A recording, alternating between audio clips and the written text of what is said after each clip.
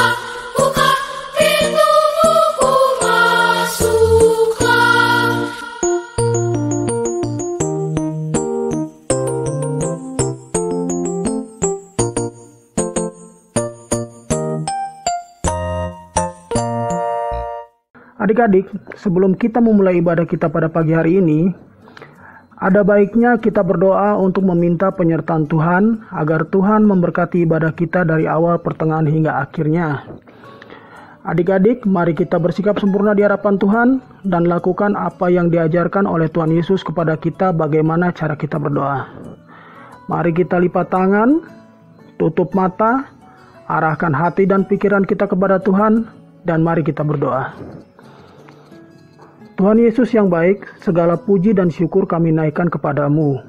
Terima kasih Tuhan, karena Engkau telah memberikan kami pagi hari yang indah ini agar kami dapat berkumpul untuk mendengarkan firman-Mu. Tuhan Yesus, kami akan memulai ibadah kami pada pagi hari ini. Kami mohon penyertaan-Mu dari awal, pertengahan hingga akhir ibadah kami. Terima kasih ya Tuhan Yesus, dan dalam nama-Mu kami berdoa. Amin.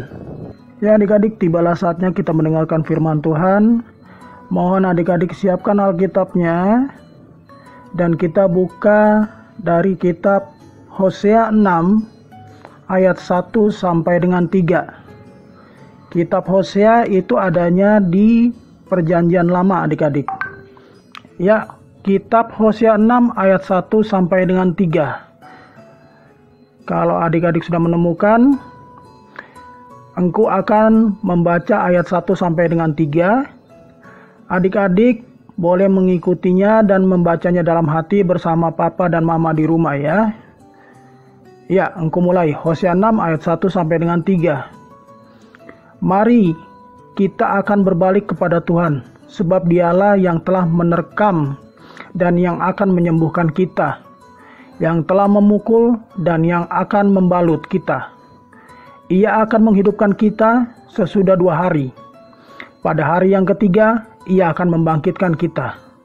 Dan kita akan hidup di hadapannya.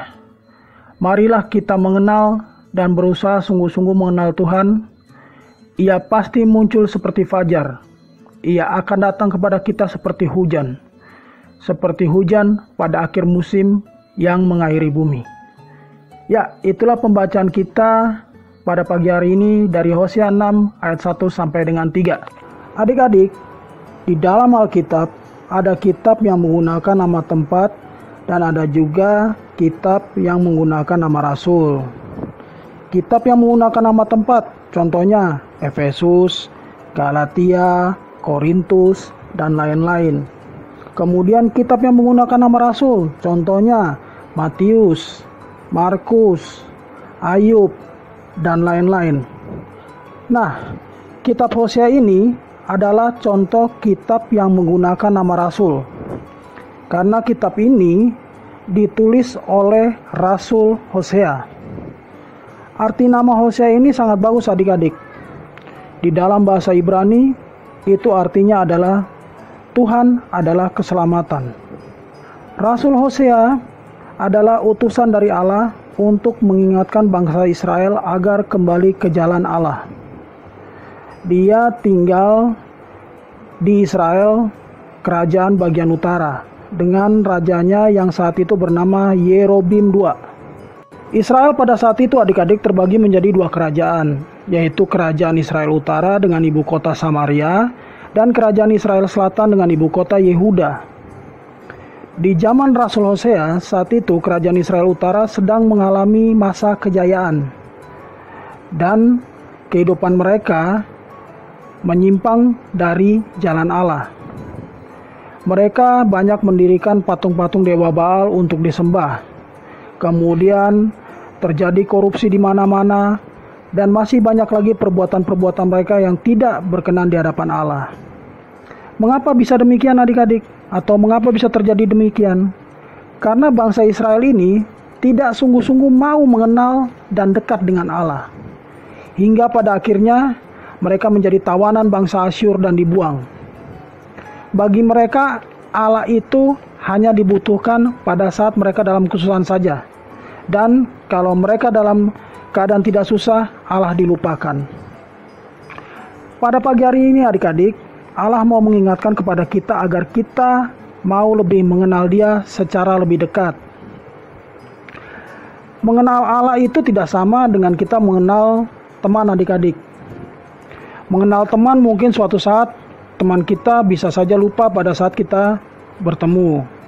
Tapi kalau kita mengenal Allah secara dekat, Allah tidak akan pernah sedikit pun melupakan adik-adik, dan justru Allah akan selalu menyertai adik-adik dalam keadaan apapun dan dimanapun. Adik-adik bisa selalu mengandalkan Allah jika adik-adik mengenal Dia. Lalu bagaimana cara kita mengenal Allah adik-adik? Ya, dengan adik-adik rajin membaca Alkitab, rajin berdoa, rajin mengikuti ibadah IMPA seperti pada pagi hari ini.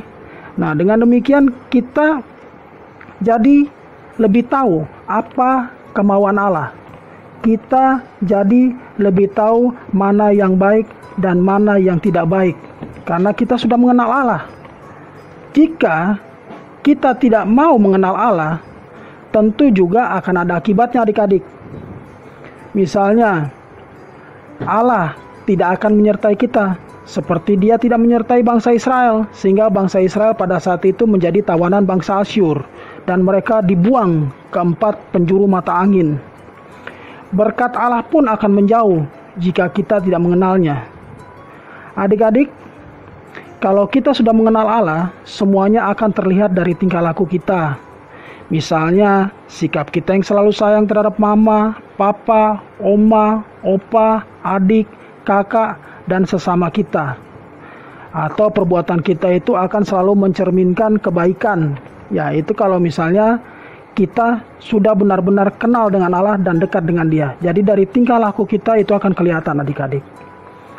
Nah, sebentar lagi opa dan oma kita akan merayakan HUT PKLU di gereja pada tanggal 12 Oktober. Nah, dengan demikian adik-adik harus tambah sayang kepada oma dan opa, karena oma dan opa sebentar lagi akan mengadakan HUT PKLU. Kemudian adik-adik harus tambah perhatian sama opa dan oma, dan adik-adik selalu akan menyayangi siapa saja. Demikian pemberitaan firman hari ini adik-adik. Amin.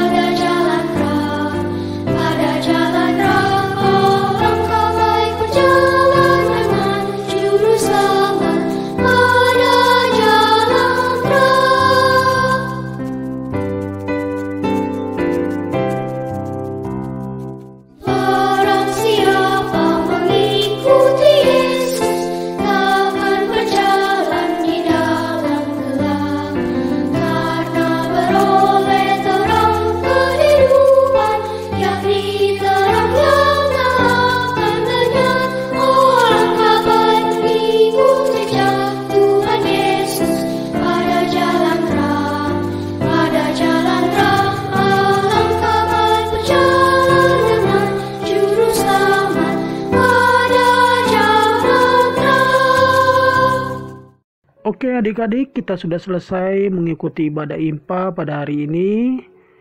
Oleh karena itu, sebelum kita mengakhiri ibadah kita, marilah kita berdoa.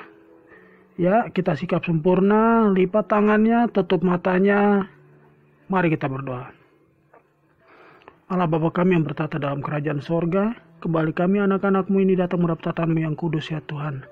Terima kasih ya Tuhan, karena Engkau telah menyertai kami dalam ibadah IMPA pada minggu ini, mulai dari awal, pertengahan, hingga pada akhirnya. Sekarang tibalah saatnya ya Tuhan, anak-anak-Mu ini akan kembali ke tengah-tengah masyarakat untuk mengamalkan ajaran firman-Mu ya Tuhan. Sertailah mereka selalu ya Tuhan, dan jangan pernah tinggalkan mereka. Jaga kesehatan mereka ya Tuhan, agar minggu depan mereka dapat berkumpul kembali untuk mendengarkan firman-Mu ya Tuhan. Terima kasih ya Tuhan. Dalam nama Tuhan Yesus kami sudah berdoa.